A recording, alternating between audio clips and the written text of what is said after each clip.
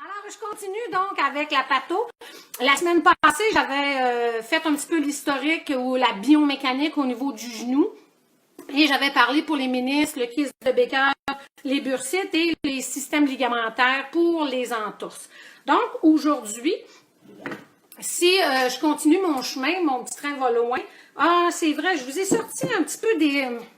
je vais tenter de vous montrer rapidement. Je m'arrange avec ce que je peux. Alors ici, on voit bien le membre inférieur, tout le système osseux et tout ce qui est gris.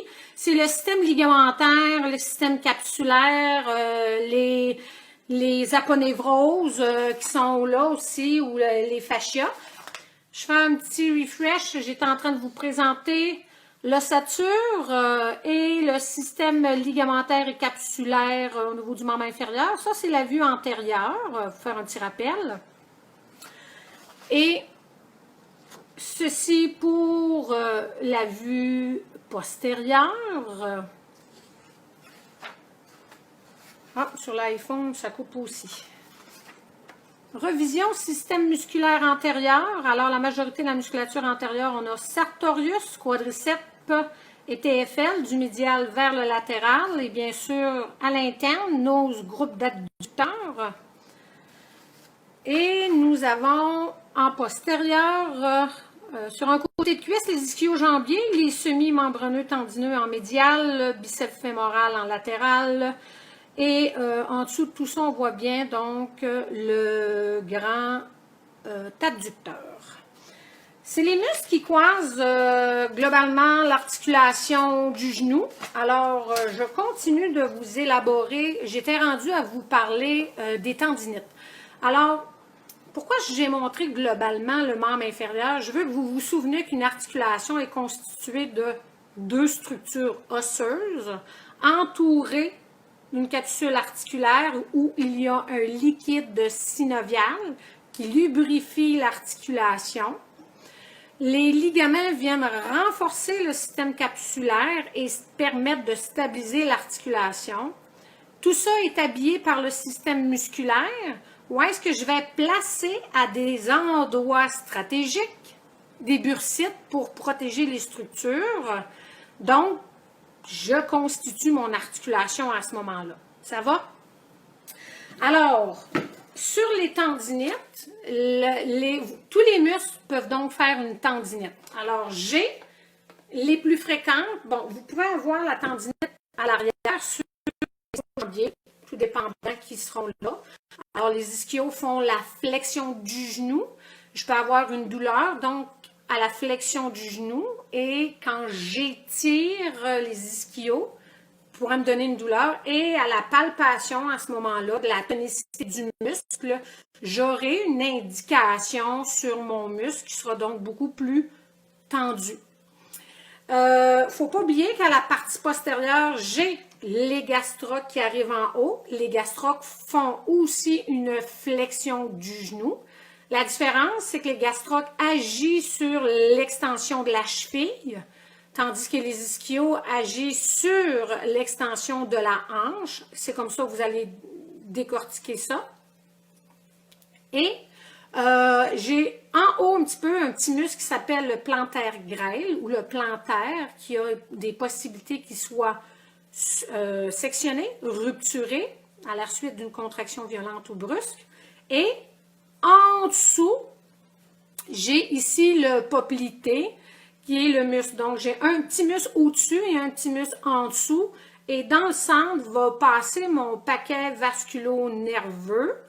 Donc, je vais faire attention vraiment au centre. Si vous voulez vous donner une chance et pour vous assurer de ne pas faire d'être plus doux sur les structures, vous pliez le genou pour faire vos palpations plus profondes. Alors, vous êtes assuré de ne pas aller directement sur le paquet vasculo-nerveux. Alors, si vous êtes sur la partie du fémur, vous aurez tous les muscles que j'ai nommés qui s'attachent en haut. Et si vous êtes en bas, vous allez avoir la musculature au niveau de la jambe. Donc, gastroc qui croise et poplité en dessous qui sont très près, donc, du genou.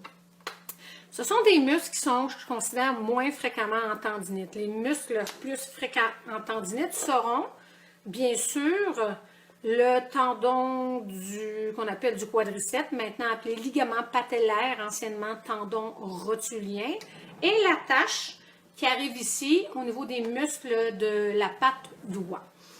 Les gens qui souffrent de tendinite diagnostiquée par leur médecin, tendinite du quadriceps, sont rencontrés souvent chez les gens qui font de la course à pied, particulièrement en dénivelé, ou tous les gens qui vont faire, les sportifs qui vont faire du sport à saut et des stop and go rapides, brusques vraiment. Je break, je repars, je break, je repars. OK? Donc, ça, au niveau du ligament patellaire, c'est vraiment, généralement, il y a deux endroits. Donc, ou à l'attache, en bas de la patella, qui vont être ici, ou il peut avoir aussi la jonction tendineuse qui passe juste au-dessus de la patella qui peut faire ça. Ça semble couper encore beaucoup? Non? Il y a des gens qui semblent dire que ça coupe, ça ne fonctionne pas pantoute. En tout cas, je vais continuer encore un peu. Et il y a les gens qui vont souffrir d'une tendinite au niveau de la patte doigt. Personnellement, la tendinite au niveau de la patte doigt passe vraiment par-dessus le ligament longitudinal médial et les tendinites de la patte doigt sont souvent rencontrées chez les gens qui ont un surplus de poids. Malheureusement, ça force énormément les genoux. Merci, parfait. Donc, ça force le genou qui rentre en dedans. Alors, tous les genoux valgums qui rentrent, donc un genou valgum est donc un genou avec une angulation et la charge rentre en oblique vers l'intérieur. La patte doigt aide à ramener la musculature de la patte doigt, donc aide à ramener le genou pour qu'il descende moins en médial. Donc, elle est en surcharge à ce moment-là et la patte doigt, à l'inverse du tendon du quadriceps qui fait une extension, la patte doigt fait la flexion au niveau du genou. Alors, si la personne est en surplus de poids, marche beaucoup et fait beaucoup d'escaliers, alors là, on est certain que la personne est plus à risque. Puis en plus, elle a un genou qui rentre en dedans. La personne est à risque d'avoir donc la tendinite au niveau de la patte doigt. On parle de tendinite. Donc, présence inflammatoire, vos signes inflammatoires qui sont chaleur, rougeur, douleur et édème. Fait que quand si un client vous arrive avec cette condition-là, ils ne sont pas obligés d'être toutes les quatre là en même temps. Mais si vous arrivez avec cette condition-là, ils ont surtout l'articulation qui est chaude, vous pouvez penser que l'inflammation est beaucoup plus importante. Alors, on va drainer énormément pour aider à éliminer cette inflammation-là. L'autre, alors, la patte doigt est assez fréquente. La tendinite du tendon quadriceps, le ligament patellaire est fréquente, mais on a un muscle ici qui s'appelle le tenseur du fascia lata. Alors, je vais juste vous montrer un peu. Et ce qui est cool de voir, si vous voyez debout où s'attache la bandelette iliotibiale, maintenant appelée le tractus, s'attache sur le condyle latéral du tibia. Et si vous regardez en position fléchie, la position ici, la bandelette est rendue en dessous du condyle latéral du fémur. Ça veut donc dire, lorsque je suis debout, je suis en avant, et quand je fléchis, je passe à l'arrière. Alors, vous avez certainement entendu des gens avec un diagnostic qui s'appelle le syndrome d'essuie-glace. Pourquoi?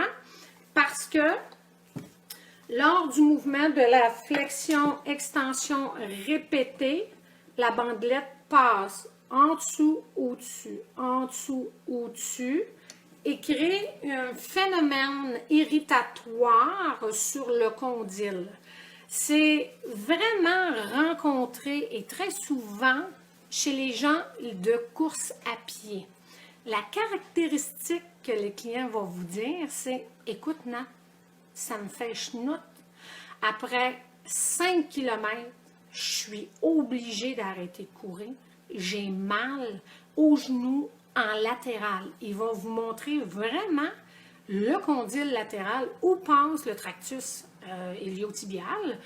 Ou si c'est pas en kilomètres, c'est en durée. J'ai mal, après 30 minutes de course, c'est pas mal, je suis obligée d'arrêter.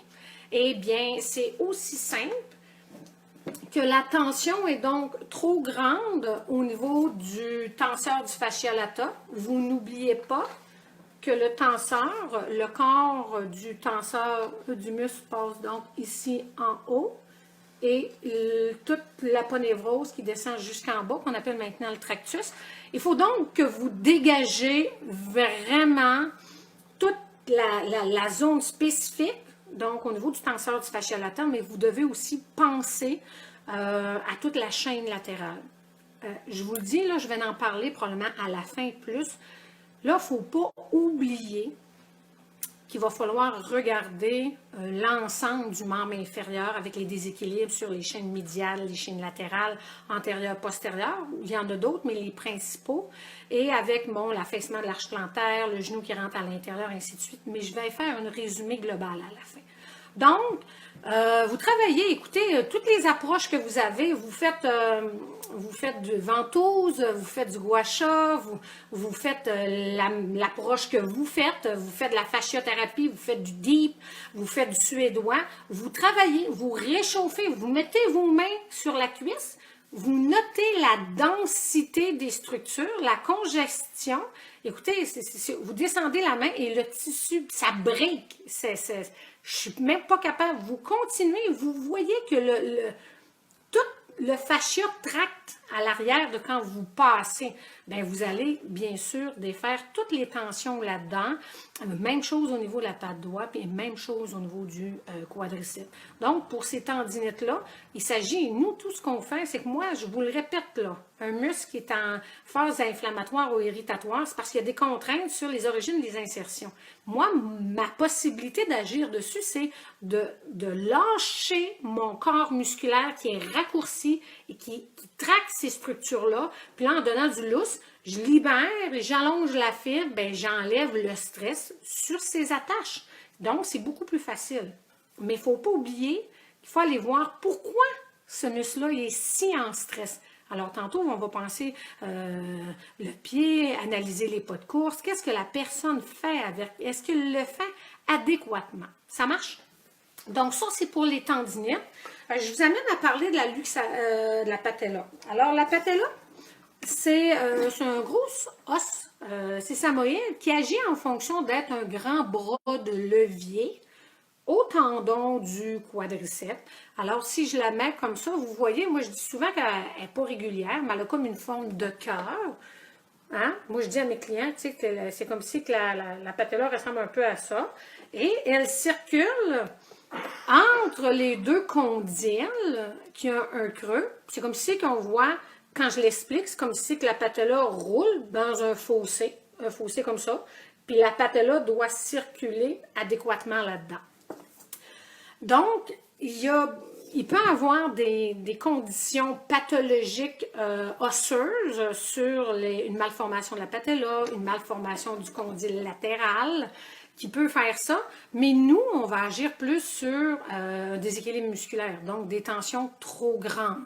Et souvent de fois, on va se rendre compte que la subluxation, ça veut dire que la patella, elle a sorti, elle est revenue. Et ça, c'est rencontré fréquemment chez des adolescentes.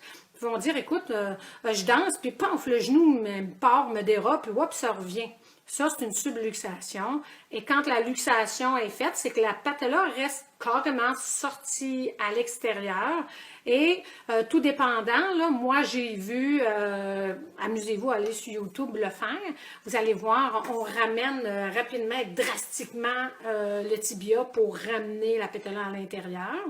Ou les gens vont tout simplement la repousser en médial pour qu'elle retourne à sa place. Alors, bien sûr qu'il y a donc un déséquilibre musculaire. Si le genou rentre beaucoup en dedans et puis que la contraction du quadriceps a tendance à être, mettons, le vas latéral semble vouloir dominer, on dit que la patella peut être tractée un petit peu plus vers l'extérieur, puis fait à ce moment-là, elle aurait tendance à sortir. Donc, c'est vraiment un relâchement des tensions musculaires importantes et favoriser la musculature qui est trop faible pour garder l'équilibre au niveau du genou pour qu'il travaille adéquatement. Je m'en viens maintenant sur les pathologies que qu'on rencontre énormément, en tout cas moi en masso-kiné ortho. Alors, ça s'appelle le syndrome fémoro-patellaire ou un synonyme qu'on appelle la chondromalacie. Cette pathologie-là est souvent rencontrée chez les adolescentes ou le début de la jeune femme. Donc, jusqu'à un certain âge, parce qu'après ça, quand la personne est un petit peu plus avancée en âge, on peut penser que les symptômes avec l'arthrose vont se ressembler beaucoup. Alors, les douleurs sont perçues quand? À la minute que la personne fait des flexions du genou et le mouvement s'accroupir est vraiment extrêmement difficile. Ils sont soit pas capables de le faire, s'ils le font, ils vont le faire avec une appréhension, ils n'aiment pas ça le faire, et ils vont le faire en s'appuyant beaucoup plus sur l'autre jambe pour préserver celle-là, mais surtout quand ils vont devoir se relever, ils vont avoir tendance à s'appuyer sur des objets alentours ou mettre une main sur la jambe saine pour aider à se pousser vers le haut. Ça, c'est énormément, ça, c'est pas mal les symptômes. Il y a beaucoup de douleur, mais il y a surtout beaucoup de, je dirais, comme de crépitement en dessous de la patella. Alors, vous allez avoir un genou avec un son qui fait des... Fait à chaque fois que la personne fait des flexions-extensions, vous allez entendre des... Puis si vous mettez votre main juste légèrement sur la patella et que la personne fait des flexions-extensions répétées, vous sentez en dessous de la main, il y a plusieurs, en tout cas moi, il y a plusieurs étudiants qui font c'est donc bien pas le fun, c'est pas agréable à sentir. Donc, qu'est-ce qui arrive, c'est que le déséquilibre musculaire fait faire à la patella un mouvement qui traque beaucoup plus en latéral et qui amène une friction, particulièrement comme on voit que le condyle latéral est plus haut, il y a souvent une friction sur le condyle latéral et la partie postérieure de la patella, puis ça fait quoi? Ça crée des petits débris osseux. Et ça fait des... Dans mon temps, quand j'ai commencé, puis je travaillais en physio, il y avait beaucoup ce qu'on appelle un rasage de la rotule. Les gens allaient en opération d'une journée, puis ils se faisaient raser les petits débris. On nettoyait, si on veut, en dessous. Puis après ça, ils les envoyaient en physio pour se faire rééduquer. Donc, rééducation, relâcher les tensions et renforcer les structures qui sont donc trop faibles. Par contre, ça, c'est les conditions qu'on peut agir. Il peut y avoir plusieurs causes à la pathologie du syndrome fémoro-patellaire. Comme je vous disais, malformation osseuse de la patella du condyle. Il peut y avoir ce qu'on appelle un angle Q trop prononcé, c'est-à-dire que le tibia est en rotation latérale et favorise un angle trop prononcé et qui traque la patella vers l'extérieur. Ça, c'est des conditions à laquelle un thérapeute manuel comme nous va être limité. Et moi, j'ai vu des gens qui ont été opérés pour ça. Et il y a une chose importante, donc, dans la chondromalacie et dans l'arthrose que je vais vous parler tantôt, le mouvement de flexion.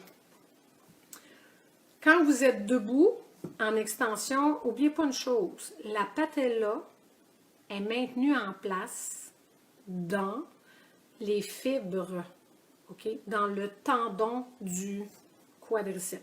Elle ne touche pas au fémur ni au tibia. Elle est lousse. Quand votre client est couché sur la table, jambes allongées, sans aucune contraction bien sûr, vous pouvez prendre la patella et vous pouvez la bouger du médial latéral comme du haut vers le bas, puis on peut même lui faire des petits systèmes de rotation. À minute qu'il y a une contraction du quadriceps, poc, la patella vient en contact contre le fémur. Alors, c'est un grand bras de levier, je vous ai dit. Alors, il faut vous imaginer que plus vous fléchissez, alors, il arrive quoi? Je vais la défaire.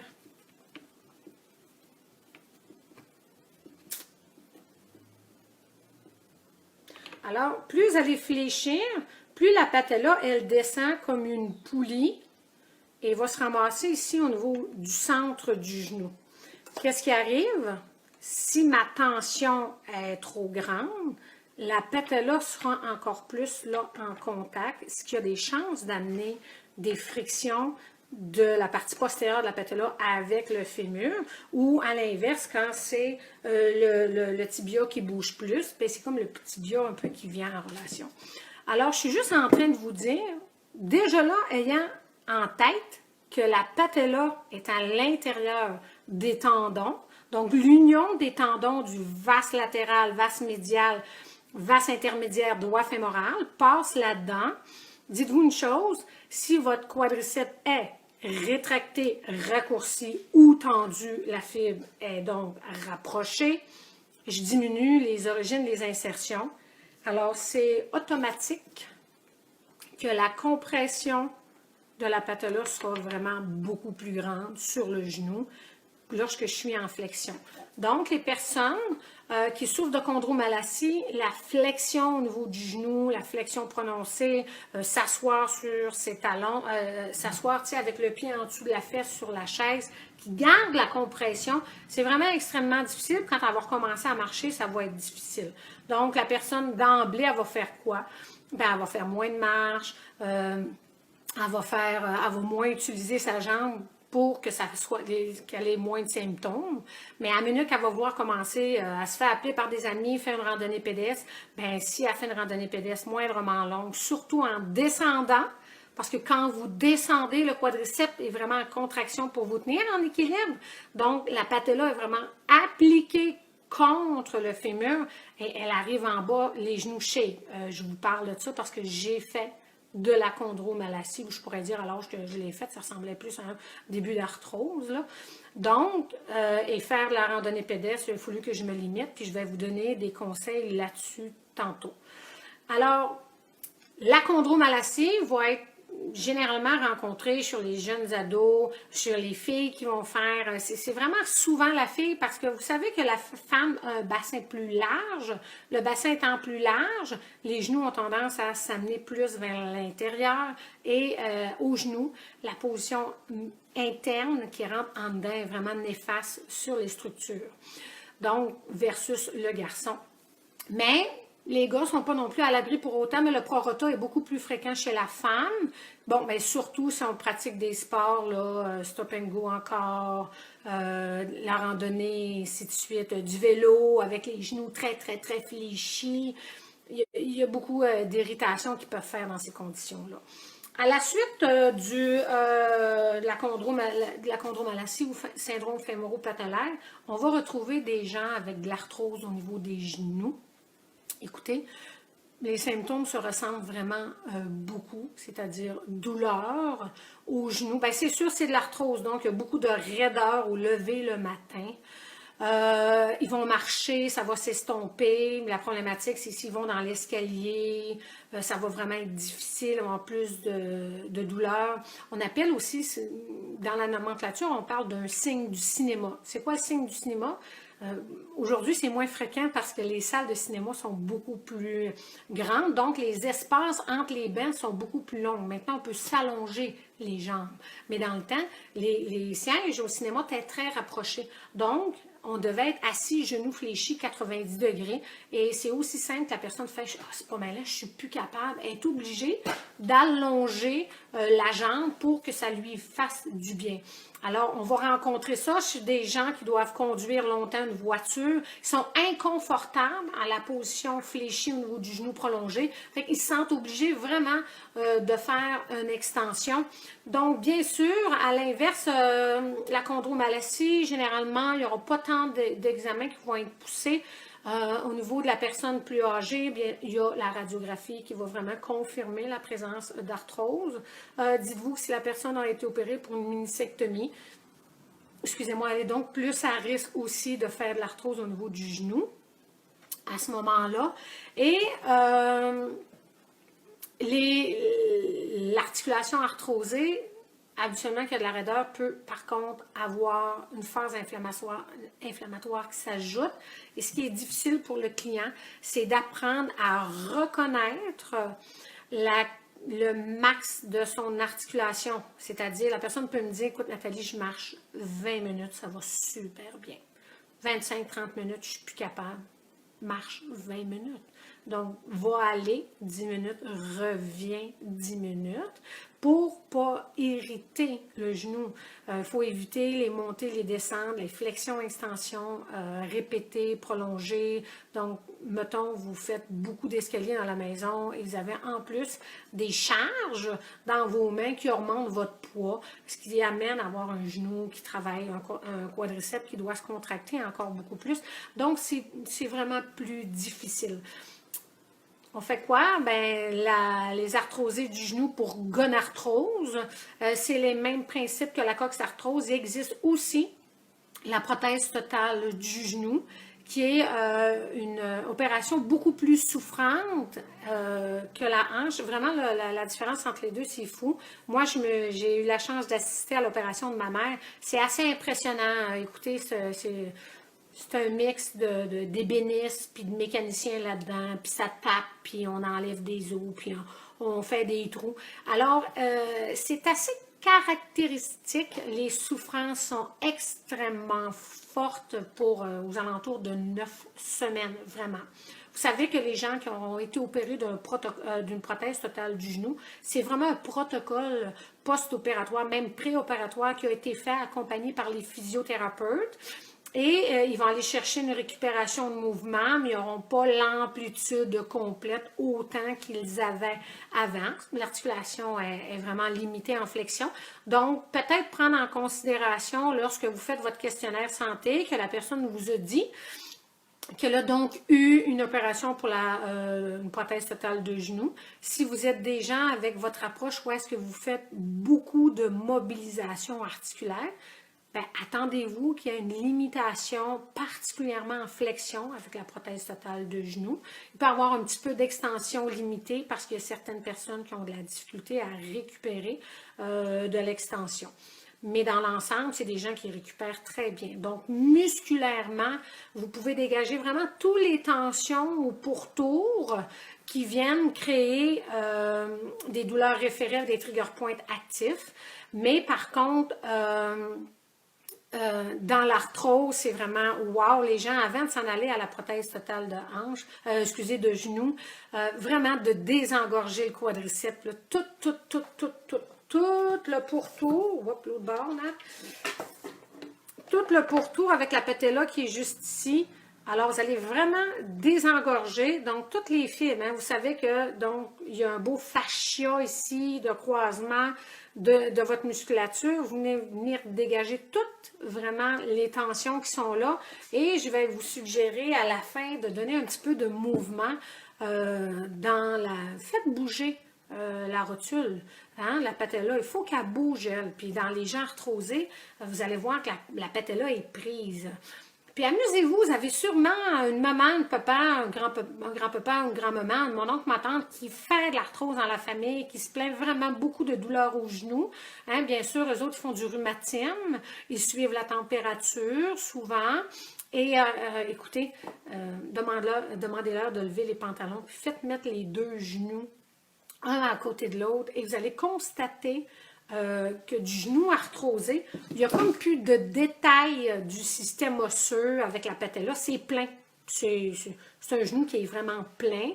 Il y a souvent tendance, bien sûr, s'il est en phase douloureux, il va être donc en phase plus irritatoire. Vous allez avoir comme de l'édème qui est là et vous allez toucher, puis c'est vraiment chaud. Et vous demandez à la personne de sentir les deux, là, c'est vraiment, il y a vraiment une différence et de grosseur et de chaleur.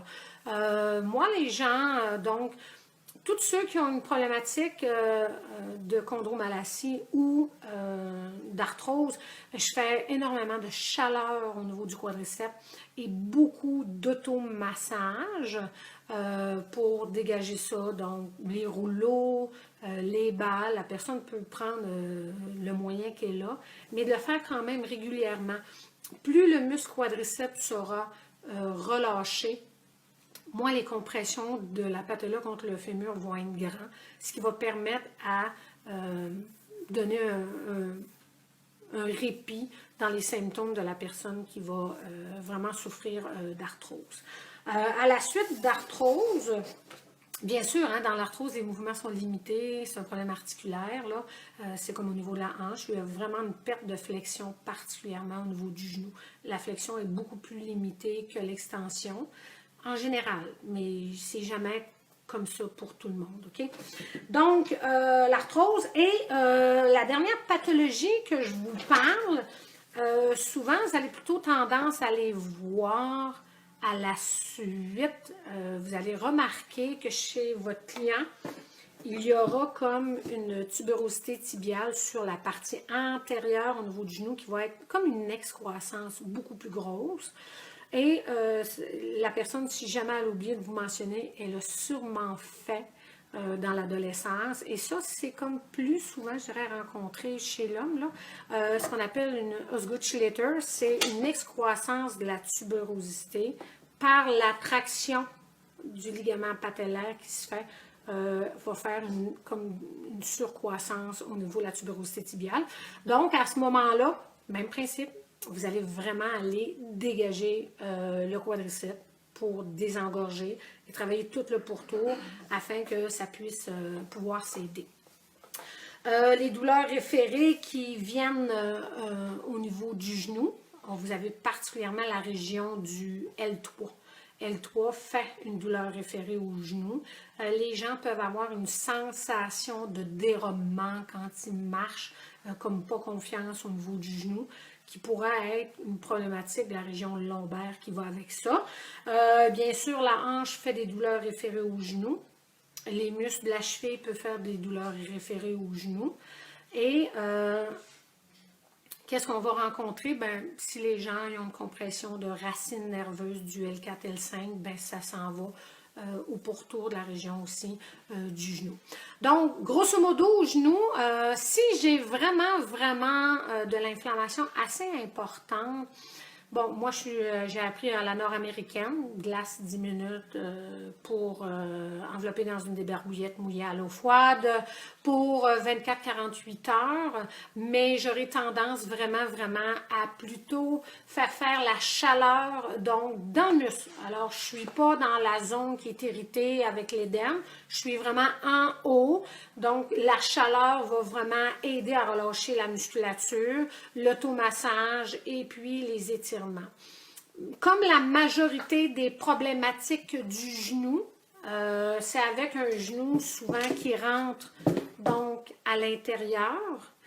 Je vais vraiment suggérer à mes clients, si c'est possible, le plus possible, lorsqu'ils montent et qu'ils descendent des escaliers, même lorsqu'ils s'assoient sur un fauteuil ou sur une chaise, de toujours penser d'avoir un genou en équilibre, c'est-à-dire la patella doit être alignée avec le deuxième orteil pour s'assurer que le genou va travailler dans l'axe. Donc patella alignée avec la deuxième orteil. Et si les gens ont tendance, souvent qu'est-ce qu'on voit, c'est que les gens se penchent énormément vers l'avant pour pouvoir se lever. Alors là, on porte le déséquilibre vers l'avant, ce qui augmente beaucoup la charge sur le genou. Alors je lui demande, au lieu de rester enfoncé, alors voici ce que je vais leur demander. Donc, je vais prendre la chaise. Hop. Les personnes qui sont blessées au genou vont avoir tendance à être enfoncées et se lever comme ça pour se pousser vers l'avant. Mais j'ai désaxé les genoux. J'ai porté mes genoux vraiment trop vers l'avant. Donc, c'est beaucoup plus difficile. Alors, si on veut faire de la prévention chez ces personnes-là, moi, je leur dis toujours, vous avancez sur le bout de votre chaise, vous gardez le dos droit et vous poussez avec vos cuisses pour vous lever. Donc, j'enlève vraiment la grande contrainte qui se fait sur la patella.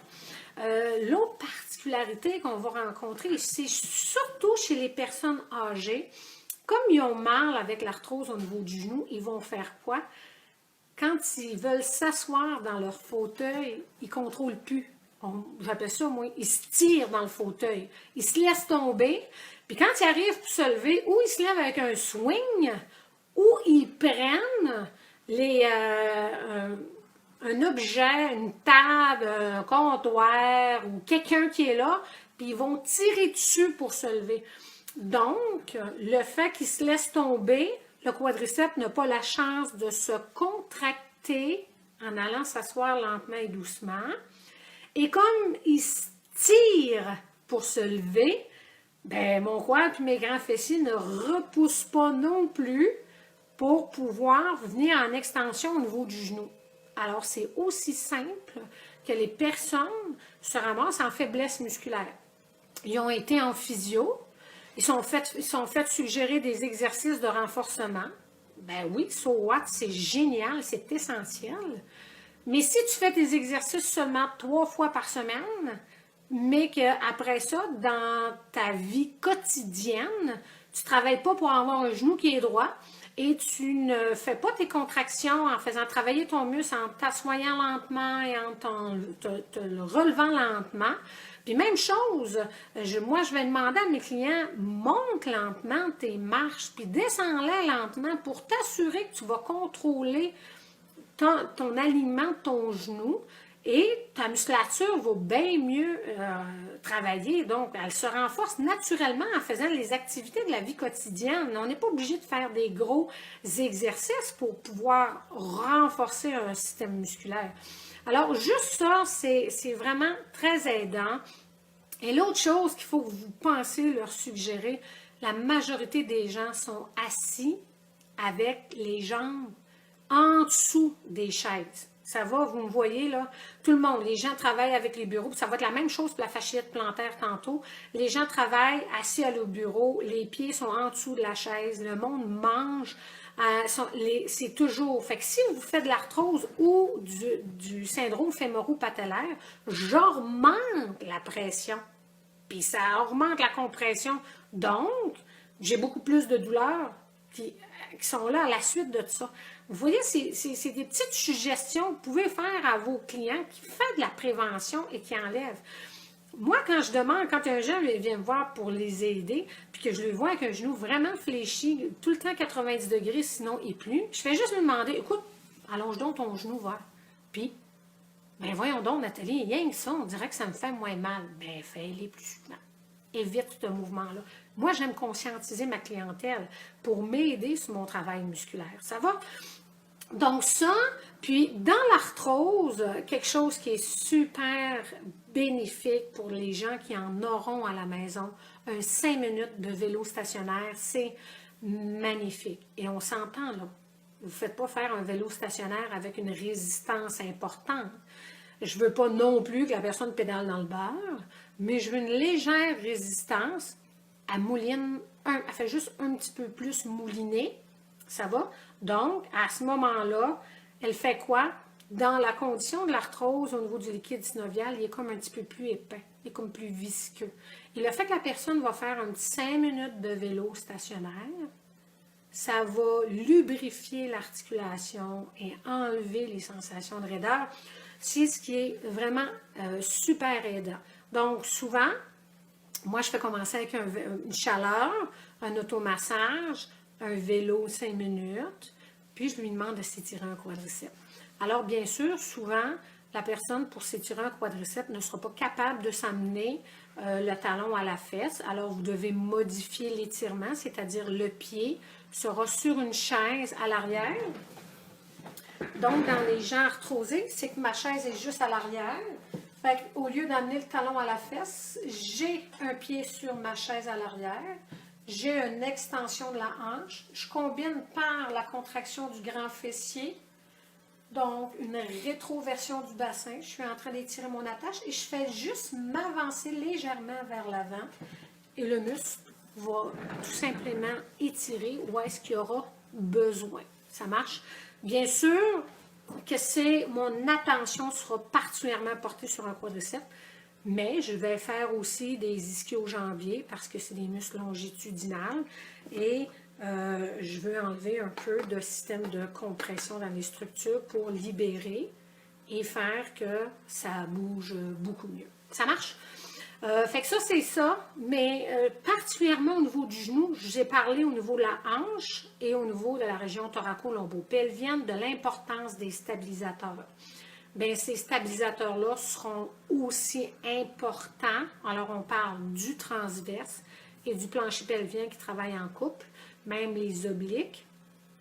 On a parlé du stabilisateur moyen fessier. On a parlé du stabilisateur de la hanche pour le piriforme et on a parlé du grand fessier. Si vous faites un visuel, et ça sera la même chose pour un arche plantaire à l'interne qui va s'affaisser, si vous faites un visuel puis un genou qui rentre en dedans, généralement le genou rentre donc en abduction et il est souvent accompagné d'une petite rotation médiale au niveau du fémur. Alors, vous voulez compléter un travail pour tenter d'améliorer l'équilibre de la hanche, du bassin et avoir un genou qui puisse travailler en stabilité, en renforçant un quadriceps, bien sûr des propriocepteurs. Bien, vous allez faire ajouter un renforcement du moyen fessier qui est un abducteur de la hanche. Donc, je dois ramener ma cuisse vers le centre.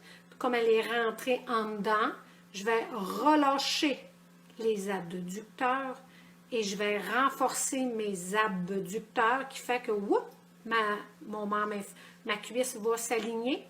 Et comme elle est partie en rotation médiale, je vais relâcher les rotateurs médials et je vais renforcer le piriforme grand fessier qui est rotateur latéral pour me permettre de travailler avec un genou qui est aligné.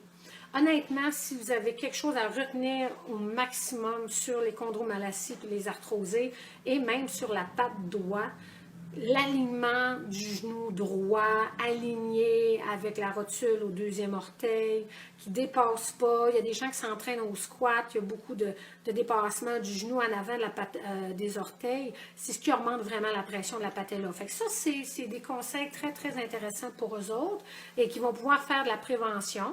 Vous allez relâcher la structure musculaire avec les petits conseils, vous allez avoir parlé, comment s'asseoir, comment se lever, comment monter les escaliers.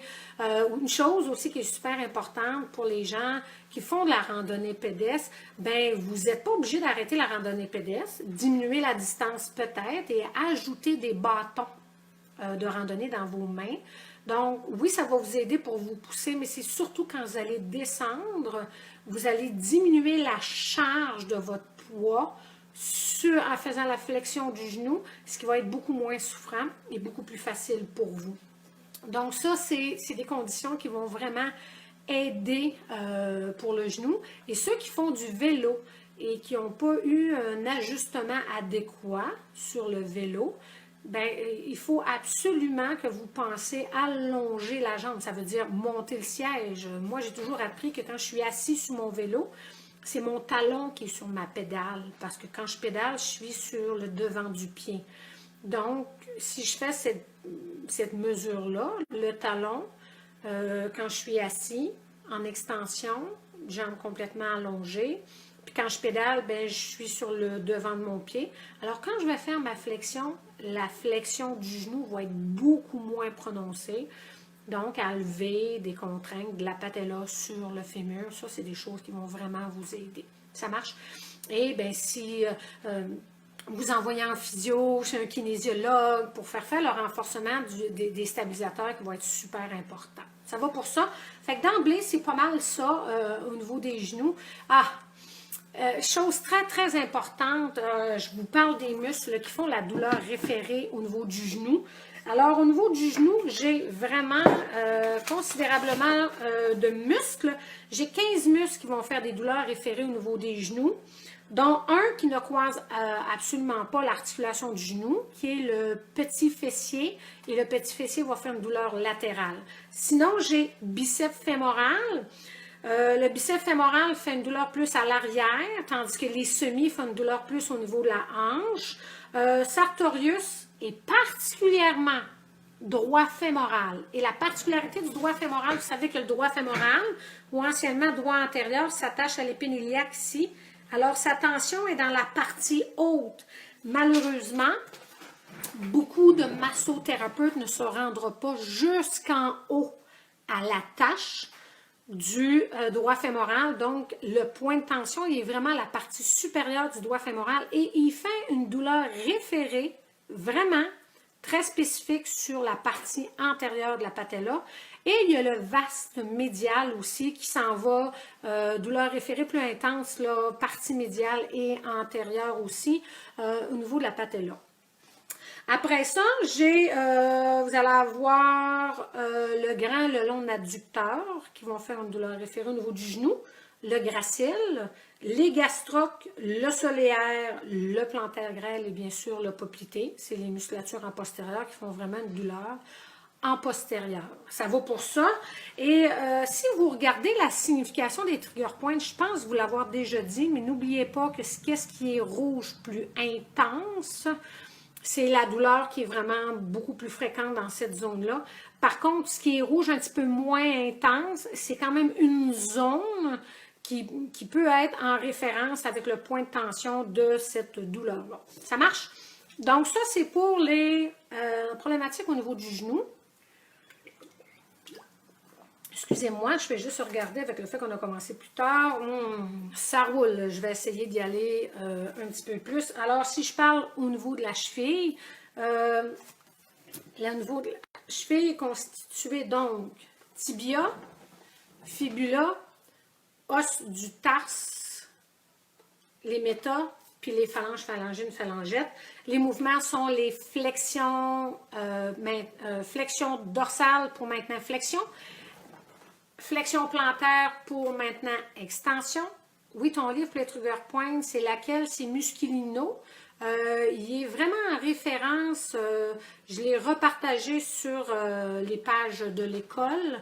Je le remettrai au pire aussi aujourd'hui. Donc, flexion plantaire pour extension. Et les mouvements qu'on appelle inversion, le pied qui rentre à l'intérieur, c'est un mouvement de abduction et supination combinée, tandis que vers l'extérieur, extérieur et version, alors à ce moment-là, le mouvement de abduction et supination. J'aimerais que vous compreniez que la biomécanique au niveau de ce mouvement-là se fait autant au niveau de la cheville qu'au niveau de l'avant-pied. Ça marche? Alors, qu'est-ce qu'on rencontre le plus souvent dans nos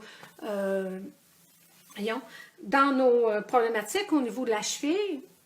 Vous allez avoir vu des gens qui ont fait des entorses à la cheville et souvent les entorses, le plus souvent, c'est les mouvements de l'entorse avec le pied qui rentre en dedans.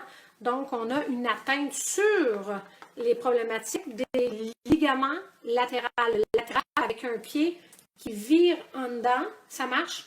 La fréquence d'une entorse avec les ligaments latérales est beaucoup plus grande que les ligaments médians. Ça arrive souvent à la fin d'un sport, une personne court, pogne un trou, se verse le pied, et il y a des réactions automatiques, là, édème. Et là, il y a des stades au niveau des entorses. Il y a un stade, il y a donc un niveau 1, niveau 2, niveau 3. Entorse premier, deuxième, troisième degré.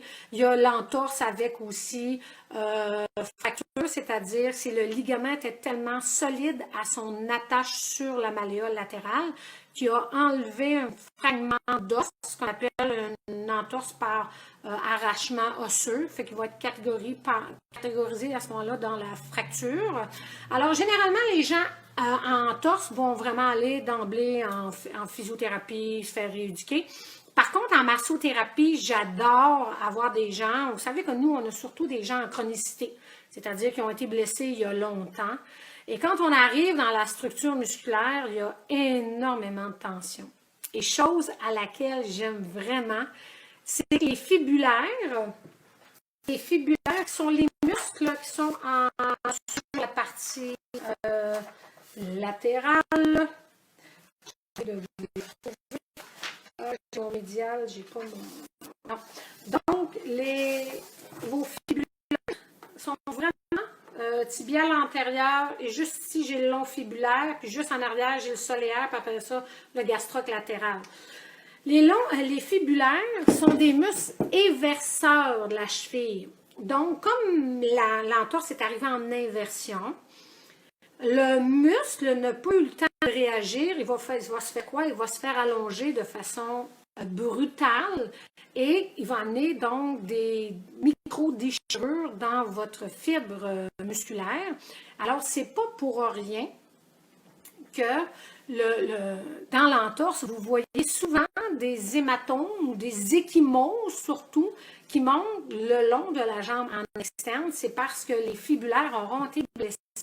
Bien, plusieurs personnes, à la suite d'une entorse, pour des années après, ou qui auront fait des entorses à répétition, restent avec comme une fragilité ou une faiblesse ou une sensibilité dans la zone de la malléole où s'attachent les ligaments. Ben, écoutez, les fibulaires, si vous montez, vous faites votre massage, vous allez rencontrer des trigger points assez impressionnants dans les fibulaires et la personne va vous dire qu'elle a vraiment une douleur qui s'en va sous sa malléole où était son entorse. Donc, ne négligez pas les fibulaires pour les entorses de cheville, particulièrement en inversion. Et donc, on voit les entorses. Bien sûr, vous allez voir des gens avec des pieds plats, des pieds creux. Un pied plat va être problématique autant qu'un pied creux. La musculature qui va aider à faire augmenter l'arche plantaire dans un pied plat sera donc trop faible. Ou dans un pied creux, donc trop forte. Généralement, c'est les inverseurs. Alors, les muscles profonds de la jambe, je parle du tibial postérieur, je parle des longs fléchisseurs des orteils, du fléchisseur propre de la luce, je parle du tibial antérieur en avant, et bien sûr, le court fléchisseur des orteils qui vont augmenter l'arche plantaire si c'est un pied plat souple. Un pied plat souple, ça veut dire que quand votre personne a un pied plat debout avec une mise en charge, par contre, quand elle est couchée et qu'elle n'a pas de mise en charge, le pied qui était plat debout, couché, va avoir son arche. Donc, je vais retrouver l'arche plantaire. Ça veut donc dire que musculairement, je pourrais aider à stimuler ces muscles-là pour aider à augmenter l'arche plantaire et bien sûr à l'inverse, c'est-à-dire les éverseurs ou ceux qui font la pronation du pied, ben je vais les relâcher pour donner une chance à ce que c'est que les inverseurs travaillent beaucoup mieux. Et encore là, mais je peux monter ça jusqu'en haut pour toute la chaîne latérale et médiale. Par contre, si c'est un pied plat rigide, ben, il est plat à la mise en charge, ben, sans mise en charge, il va être encore plat. Alors, on peut avoir une problématique osseuse, des malformations, des choses comme ça. Généralement, moi, je vais référer sur des prothèses orthésistes qui feront une analyse spécifique pour ces personnes-là et pourront se faire dire s'ils ont besoin d'être accompagnés d'un soutien avec un arche plantaire, pas une arche plantaire, excusez, une orthèse pour l'arche plantaire ou pas. Ça va? Donc, il y a ces gens-là qu'on peut voir, qu'on peut travailler, mais dites-vous, un pied qui s'affaisse, l'arche plantaire qui s'affaisse, peut amener un genou qui rentre en dedans. Alors, il ne faut pas que vous oubliez que je vais partir mon regard du pied pour voir mon déséquilibre pourrait être où dans mes chaînes musculaires. Alors, si j'ai un genou qui rentre en dedans, puis j'ai un pied qui s'affaisse, alors un pied qui part en pronation, j'ai besoin de restimuler la musculature des inverseurs pour aider à gagner ça et stimuler les propriocepteurs, c'est-à-dire avoir la capacité de se tenir sur une jambe, à garder l'équilibre ferme. Vous pouvez vous brosser les dents, faire à manger en étant sur une jambe ferme pour stimuler l'appui du pied au sol. À ça, vous allez rencontrer aussi, qu'est-ce qu'on rencontre souvent? Souvent, c'est les fasciites plantaires. Alors, le fasciite plantaire, c'est aussi simple que la musculature du fascia. J'ai ici tout le fascia qui est en blanc et en dessous de ça, j'ai la musculature et particulièrement le court abducteur du gros orteil et le court fléchisseur des orteils sont vraiment tendus parce que c'est eux qui retiennent l'arche plantaire avec sont creux. Et qu'est-ce qui arrive, c'est que les gens vont avoir un arche qui va s'affaisser. Et l'arche en marchant, donc à la mise en charge, quand je m'affaisse, j'ai une traction qui se fait à la tâche. Et la tâche de la musculature du fascia plantaire se fait en dessous, donc je suis un pied en dessous. Il y a une épine qu'on voit bien ici, quand même, l'épine calcanéenne, et il y a comme un espace, un trou volontaire pour faire rentrer la musculature et le fascia. Les fasciites plantaires vont se présenter donc chez des gens en surplus de poids, des gens qui vont marcher beaucoup, des gens qui ont travaillé pendant des années en position assise et qui tombent à une retraite et malheureusement qui ont pris du poids pendant leurs 30-35 ans en position assise, tombent à la retraite au printemps et décident de jouer au golf à chaque jour. Les gens, alors le membre inférieur peut provenir bien sûr des sportifs, soit que quelqu'un commence à faire un sport puis qui n'est pas bien chaussé, ou quelqu'un qui fait du sursport, du surmenage, va amener des contraintes au niveau de son système musculaire. La contrainte du tractage du fascia en dessous, donc une fasciite plantaire, si elle a tendance à devenir chronique, à force de tracter sur l'épine, va faire comme un excédent d'os, donc une exostose calcanéenne, communément appelée une épine de Lenoir, et généralement, elle est tout simplement confirmée par une radiographie. Alors, la douleur est directement en dessous du talon. Bien sûr, si je fais la pression dessus, ça va être encore beaucoup plus intense. Et à chaque fois que la personne fera de la mise en charge, de la marche avec pas un bon soulier, un sport, de la course, pas un bon pas de course, toutes ces contraintes-là sont à voir. Puis si quelqu'un se présente comme ça chez vous avec un diagnostic du médecin, qui n'a pas consulté d'autres spécialistes, vous pouvez les référer, surtout s'ils font de la course à pied, à des gens qui sont en course à pied, des physios, des kinésiologues qui vont pouvoir faire l'analyse du pas de course. Il y a vraiment toute une technique de course. Alors, il faut être capable d'avoir le bon pas de course, le bon soulier. Et vous allez voir aussi toute la mobilité au niveau des petits os du pied. Un pied qui est rigide, qui ne bouge vraiment pas beaucoup, va avoir de la difficulté à absorber l'impact du sol et fera des effets comme de choc allongé sur le membre inférieur parce que c'est vraiment trop drastique à ce moment-là. Fait que voir ce que c'est que vous allez masser, bien sûr, immobiliser. Dans la fasciite plantaire, ne négligez pas, s'il vous plaît, le triceptural qui s'attache ici au niveau du calcanéum parce qu'il y a la possibilité de tracter un calcanéum vers l'arrière. Donc, éloigner la tâche du fascia, faire plus de stress. Donc, et moi, je vous dirais aussi la musculature qui passe à l'interne, les trois muscles profonds. Moi, j'ai fait une fasciite plantaire et la douleur n'était pas qu'en dessous, mais montait un petit peu le long. Et vous allez les retrouver juste dans le bas du soléaire, entre la partie basse du soléaire et la malléole. Vous allez voir qu'il y a quand même de l'édème, c'est assez dur. Et allez-y en douceur parce que c'est extrêmement souffrant dans ces zones-là. Fait que je vous dirais, vous ajoutez vraiment tout ça, puis idéalement, bien sûr, que vous pourriez monter jusqu'à la cuisse, jusqu'à la fesse pour travailler toute la chaîne postérieure. Si la personne boite, vous allez avoir à travailler aussi de l'autre côté. La plus grande caractéristique de la fasciite plantaire, pour ceux qui n'en ont déjà eu, c'est lorsque la personne se lève le matin, on a une douleur extrême.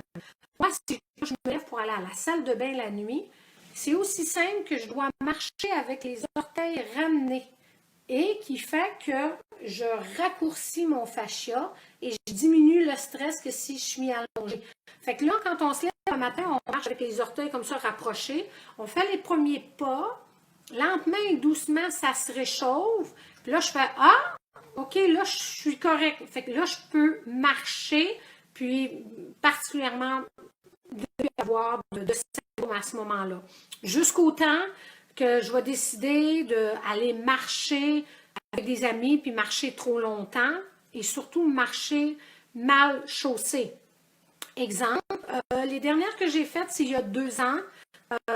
Moi, j'ai pris du poids avec l'hormonal, et ainsi de suite. Et l'été, d'il y a 2 ans, aller jusqu'à l'automne, j'étais en gougoune tout l'été, en sandales, donc pas de soutien, pas de support, rien de ça. Quand je suis arrivée à l'automne, j'ai eu pendant 2 à 3 mois à avoir des symptômes de ma fasciite plantaire la nuit, le matin particulièrement, quand j'étais réchauffée, ça allait. Alors, à partir de l'année passée, ben, c'est fini l'été. Je travaille en espadrille. Moi, je choisis des espadrilles avec un coussin un petit peu plus smoothie. À date, les meilleurs, je pense, qui sont faites avec ça, en tout cas pour en avoir essayé plusieurs, moi, c'est les Addict. Donc, il y a un soutien, un effet d'éponge qui s'absorbe mieux, qui est beaucoup plus doux pour mon pied et qui m'aide, donc, comme je passe la journée debout en massant ou en enseignant, et je n'ai pas refait de fasciite plantaire. Bien sûr que je m'étire, les gastrocs, les solaires, je m'étire l'arche du pied, et ainsi de suite.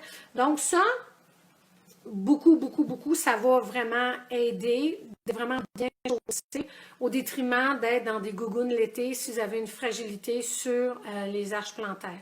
Alors, pour l'arche plantaire, particularité, lever le matin, douleur assez intense, ou mise en charge, et bien sûr, si vous faites du sport ou s'il y aura un stress sur l'arche plantaire où les rebonds des impacts seront assez difficiles, voir corriger ça. Donc, vous adressez toute la structure de l'arche plantaire, vous mobilisez le pied pour vous assurer que ça bouge bien, vous passez tout sur la chaîne postérieure au niveau du membre inférieur et aussi toute la chaîne médiale. Alors, ventouse extraordinaire sur les fasciites, sur le mollet, gua sha extraordinaire, voodoo bande compressive, c'est vraiment génial. Nous, c'est inclus dans nos formations en deep tissue, gua sha et le voodoo band. Les résultats sont vraiment très intéressants pour le pied, pour la jambe. Ça me permet un soutien à l'arche, je me souviens, je mets plus de talonnette. Oui, si la talonnette vous aide, il y a une possibilité d'avoir une talonnette qui vient compenser. Bien sûr, moi, je suggère à ce moment-là d'avoir 2 talonnettes pour être sûr que vous restez en équilibre tout le long au niveau des 2 membres inférieurs pour être en équilibre au niveau du bassin. Fasciite plantaire, hein? Ah, le gua sha, c'est un système de grattage avec une spatule. Les chiro ont fait la technique Graston, qui se vendent avec des gros kits, et ainsi de suite. En Asie, on fait ça avec une cuillère à soupe wonton. Très bien, une spatule en plastique. Certains vont le faire avec le couteau aussi. Tapez gua sha sur YouTube, vous allez voir plusieurs possibilités. Good. Ça, c'est pas mal ça pour les fasciites. Écoutez, pour toutes les problématiques du pied, de toute façon, vous devez vous adresser à tout ce système musculaire-là, vous s'assurer de vous avoir une belle mobilité, avoir un bon support au niveau de l'arche plantaire, éviter que les genoux rentrent à l'intérieur. Fait que vous devez... Oui, voodoo band, exactement. C'est des bandes compressives de la manière qu'on l'applique, qui stabilisent le fascia et permettent de faire bouger le muscle, la fibre musculaire à l'intérieur pour briser les adhérences. Oui, moi je l'enseigne. Je prends une demi-journée dans mes formations en deep tissue pour enseigner, c'est un principe, pour enseigner la bande compressive et le gua sha. Le gua sha a la même particularité, si on veut, que la ventouse. Elle est beaucoup plus drastique, ça marque beaucoup plus. Mais les résultats sont vraiment intéressants. Parce que sur des tendinites du tendon d'Achille chronique, où est-ce qu'il y a énormément d'adhérence, c'est magnifique.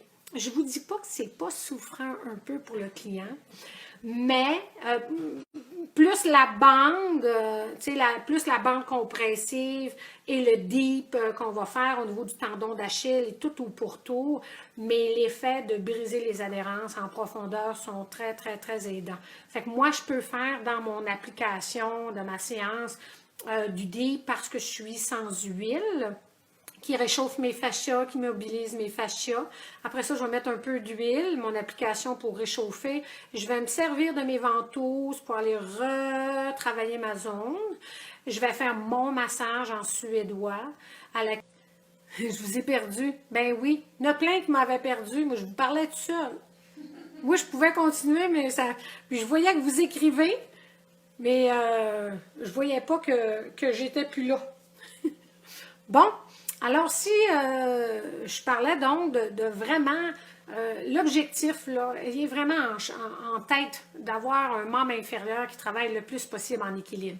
Donc, si vous partez d'en bas, si vous avez un pied qui rentre à l'interne, qui part en pronation, il faut trouver un moyen de relâcher les structures qui tirent trop et renforcer ceux qui seront trop faibles ou les stimuler par des activités de la vie quotidienne comme de la course ou des entraînements comme ça.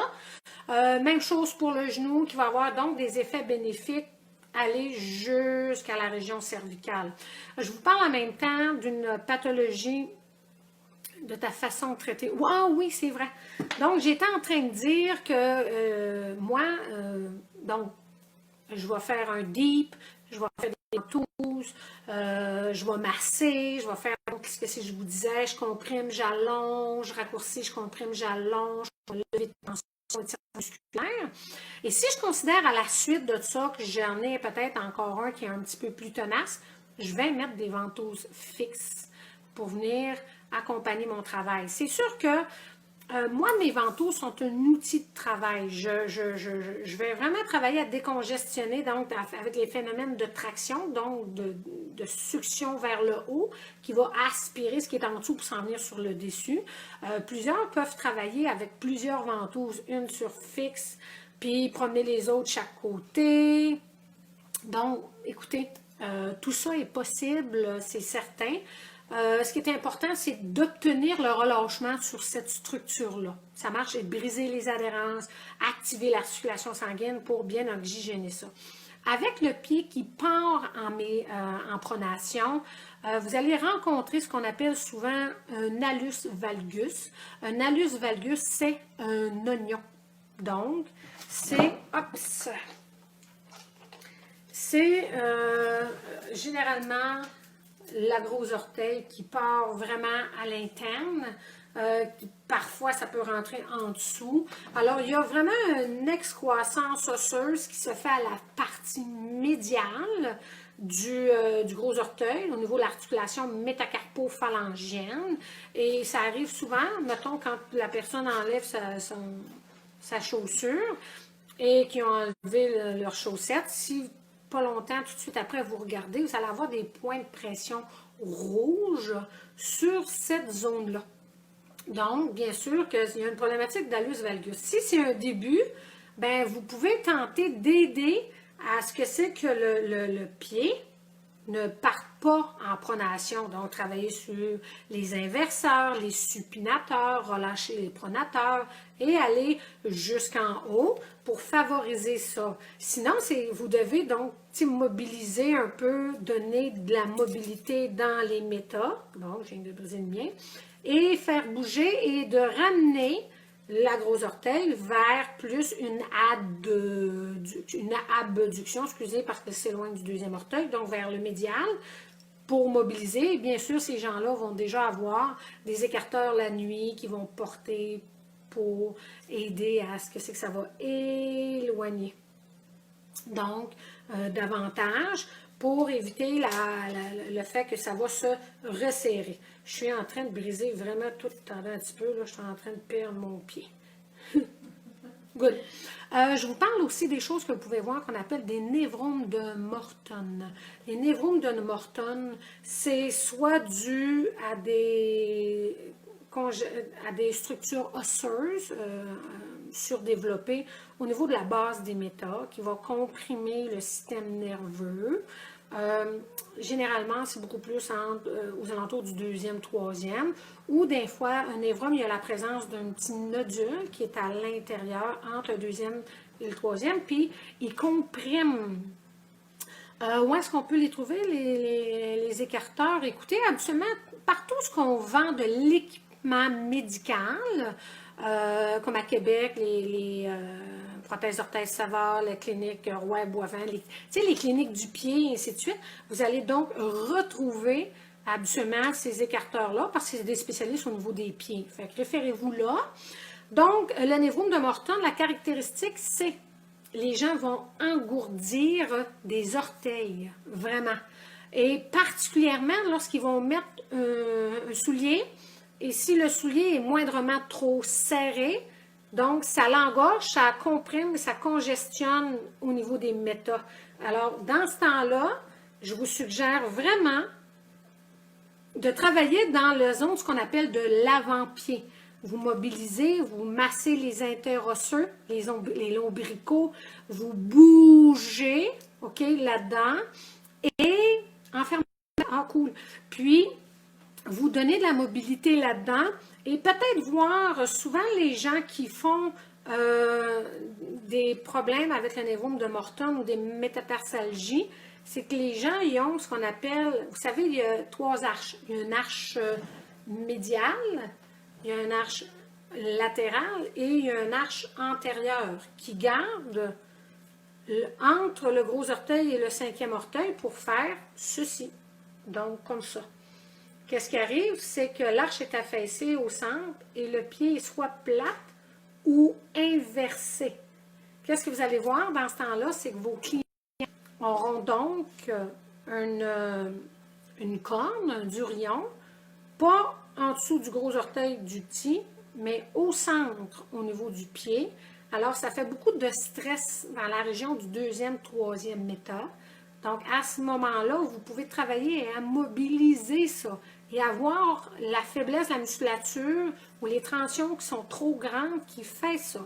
Puis sinon, vous référez à des spécialistes, des prothèses orthésistes qui vont aider ces personnes-là à pouvoir favoriser l'augmentation des arches. Puis habituellement, c'est des gens bien honnêtes. Fait que quand les gens ont besoin des orthèses, ils vont en suggérer. Puis s'ils n'ont pas besoin, ils n'en suggéreront pas. Ça va? Ça.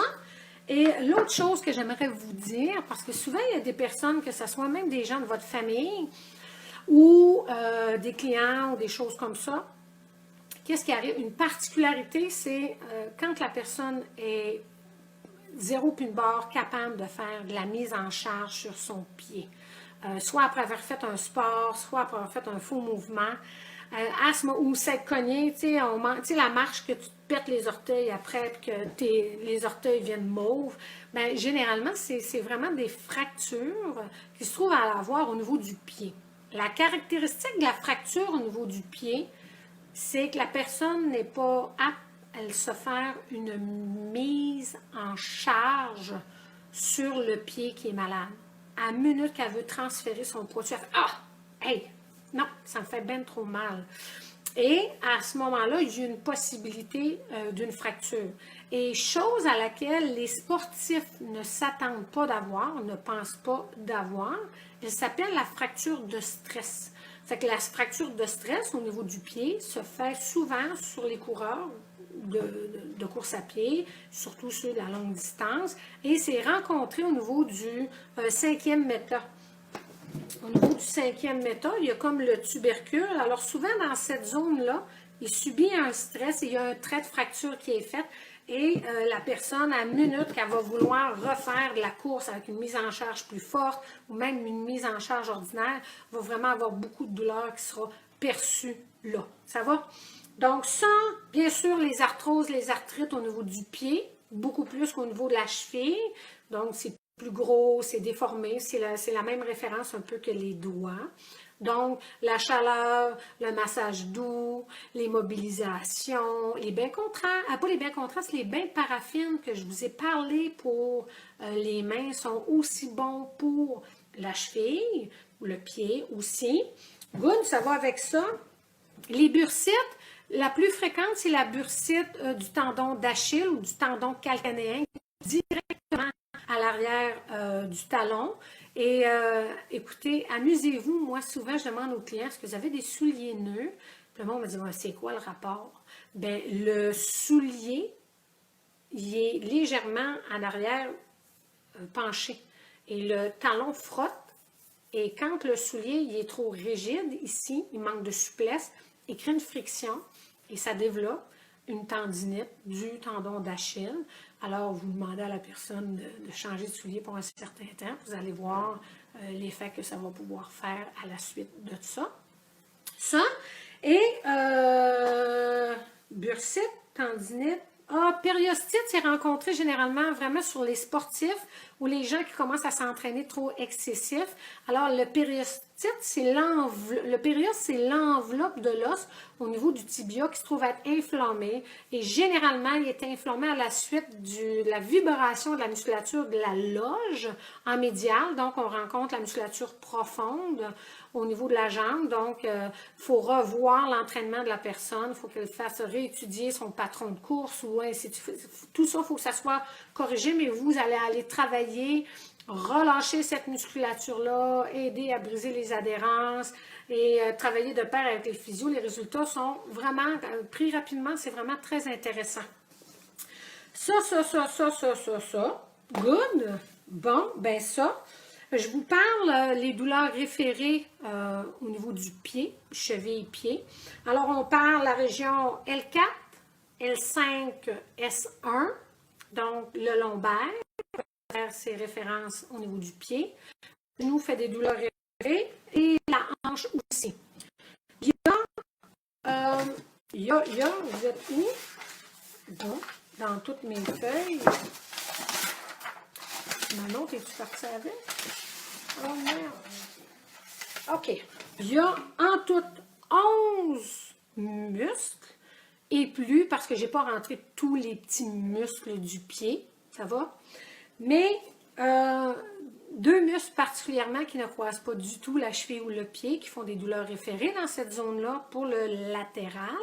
Petit fessier comme tantôt, pour le médial long adducteur. Et les autres muscles, tibial antérieur, les extenseurs des orteils, le long extenseur des orteils. Tantôt, je vous ai dit que les fibulaires, faites attention aux fibulaires, ils font vraiment une douleur référée dans la zone de la malléole latérale ou les entorses du ligament latéral qui se font. Les gastrocs, particulièrement le gastroc médial s'en va au talon, le soléaire s'en va au talon, comme pour ceux qui font de la fasciite plantaire.